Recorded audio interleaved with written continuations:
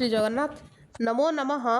मम प्रिय संस्कृत मित्राणि मु इति श्री आचार्य आपण मानकु समस्त को संस्कृत शारदा चैनल को बहुत बहुत स्वागत। आज आमे माने वेरी इंपोर्टेंट टॉपिक एठी डिस्कशन करिवा जहाँकि आपण मानकर क्वेश्चंस थिला जे आपण मानकर प्रश्न को नेकी ही आमे माने गोटे डिस्कशन करिवा जेमिति कि तीनोटी पॉइंट को ही वर्तमान आमे डिस्कशन करिया पई जाउछे। जेमिति कि फर्स्ट पॉइंट होची आपण मानक मध्यरु किछि जण परीक्षार्थी प्रश्न पचारिथिले जे मैम एथर जो आमे माने फॉर्म फिलअप करूछु फॉर्म फिलअप रे जेभଳି भाबरे पूर्व थरर जेमति हमर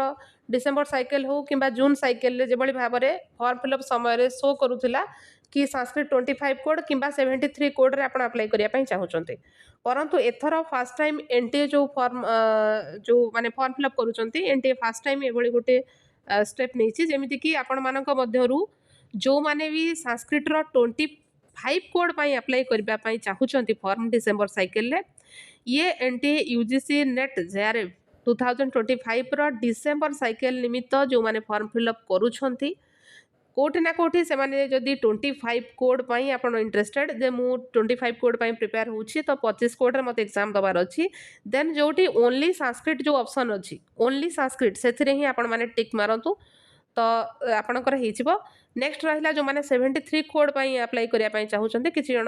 परीक्षार्थी मध्य प्रश्न पचार मैम 73 कोड पाई आम अप्लाई करने चाहूँ किंतु से 73 कोड मेंशन करा जाई नहीं फॉर्म रे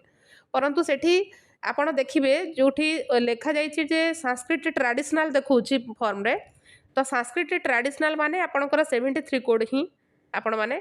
चूज करंतु बा सेठी आपण जदी क्लिक करूचंती देन आपणकर 73 कोड रे फॉर्म अप्लाई हेइ जबो ये होची फर्स्ट आपणकर क्वेश्चन थिला मु आपणकर क्वेश्चन आंसर रखि सारी छी जो माने 25 कोड पई अप्लाई करिया पई चाहुचंती से माने ओनली संस्कृत रे ही टिक मारंतु ओनली संस्कृत आ जो माने 73 कोड पई अप्लाई करूचंती बट डिसेंबर साइकिल एग्जाम देबे देन से माने संस्कृत ट्रेडिशनल जोठी अछि सेटा ही आपणकर 73 कोड ठीक अछि।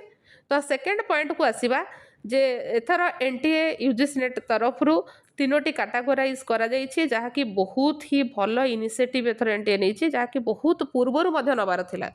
जेमिति कि अनेक सारा परीक्षार्थी मध्य ता द्वारा सफर होउथिले जेभଳି भाबरे आपण देखिबे एठी जो हमर कैटेगोराइज करा जाइछि तीनोटी कैटेगोरी करा जाइछि जेमिति कि कौन होउथिला ना पूर्व वर्ष मानकरे अर्थात जेभଳି भाबरे आपण जानंती गोटे वर्ष रे दुईटा साइकिल एग्जाम होउछि डिसेंबर साइकिल एवं जून साइकिल तो जो पिला मानकर नेट ऑलरेडी अच्छी से माने जेआरएफ पाई ही फॉर्म पकोथिले परंतु से मानकर नेट गोटे सीट से माने जबरदस्ती पाउथिले तो पाइबार कारण होछि एटा जे से मानकर जदी जेआरएफ न होउथिला नेट हे जाउथिला परंतु नेट से मानकर आवश्यकता नथिला काहेकि ना नेट रो सर्टिफिकेट लाइफ टाइम वैलिडिटी रहउछि तेणु करी गोटे थर ही नेट क्लियर कले से मानकर सेकंड टाइम नेट रो किछि आवश्यकता नहीं जो मानकर नेट अच्छी से माने ओनली जेआरएफ से जदि जेआरएफ आवश्यकता अच्छी देन से माने जेआरएफ रे ही यस करंतु आउ जो मानकर आपण मानक मध्यरु नेट पीएचडी किंबा जेआरएफ नाही तीनोटी जाक देन आपण तीनोटी जगह रे यस एस एस तीनोटी जगह रे करि परिबे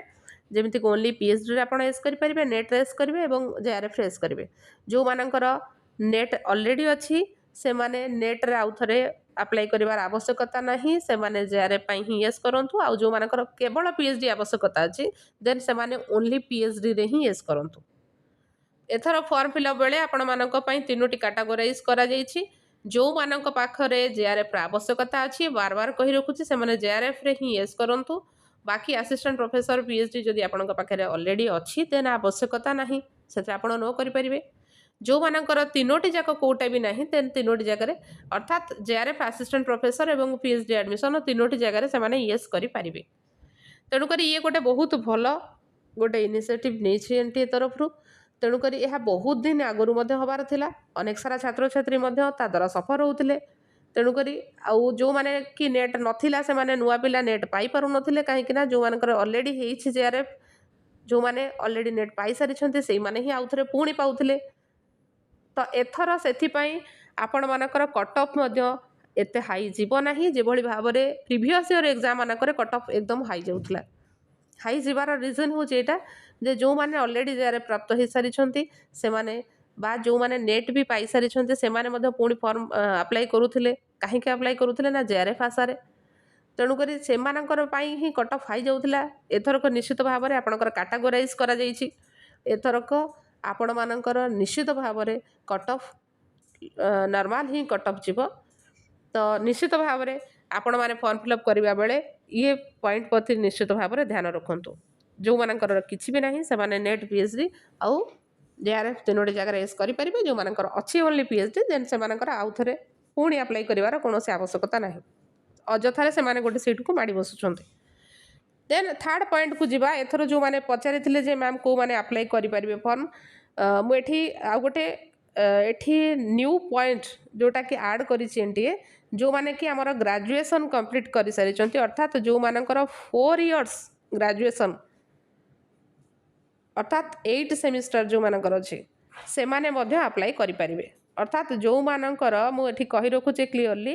ଯେଉଁମାନଙ୍କର ଗ୍ରାଜୁଏସନ୍ 4 ଇୟର୍ସ କମ୍ପ୍ଲିଟ୍ କରିଛନ୍ତି ଗ୍ରାଜୁଏସନ୍ ପରେ ଅର୍ଥାତ୍ ଆଫ୍ଟର ଗ୍ରାଜୁଏସନ୍ ସେମାନେ ମଧ୍ୟ NTA UGC NET JRF exam ପାଇଁ କମ୍ପ୍ଲିଟଲି ଏଲିଜିବୁଲ୍ ବା ଆପ୍ଲିକେବୁଲ୍। ତ ଆପଣମାନେ ମଧ୍ୟ ଏଲିଜିବୁଲ୍ ଫର୍ମ ଫିଲ୍ଅପ୍ କରିବା ପାଇଁ ବା ଏକ୍ଜାମ୍ ଦେବା ପାଇଁ ଆପଣ କମ୍ପ୍ଲିଟଲି ଏଲିଜିବୁଲ୍, ଆପଣମାନେ ମଧ୍ୟ ଫର୍ମ ଆପ୍ଲାଏ କରିପାରିବେ। ଏ ତିନୋଟି ପଏଣ୍ଟରେ ହିଁ ମୋଷ୍ଟଲି ଆଜି ଆମର ଡିସ୍କସନ୍ କରିବାର ଥିଲା। ପରେ ବି ଯଦି ଆପଣମାନଙ୍କର କୌଣସି କୋଶ୍ଚିନ୍ ଅଛି ଦେନ୍ ଆପଣ କମେଣ୍ଟ ସେକ୍ସନରେ ପୁଟ୍ ଅପ୍ କରିପାରିବେ। ତ ଆପଣମାନେ ସମସ୍ତେ ଫର୍ମ ଫିଲ୍ଅପ୍ କରନ୍ତୁ ଏବଂ ନିଶ୍ଚିତ ଭାବରେ ପରିଶ୍ରମ କରନ୍ତୁ। ସହିତ ସମସ୍ତେ ମଧ୍ୟ ସଫଳତା ଅର୍ଜନ କରନ୍ତୁ।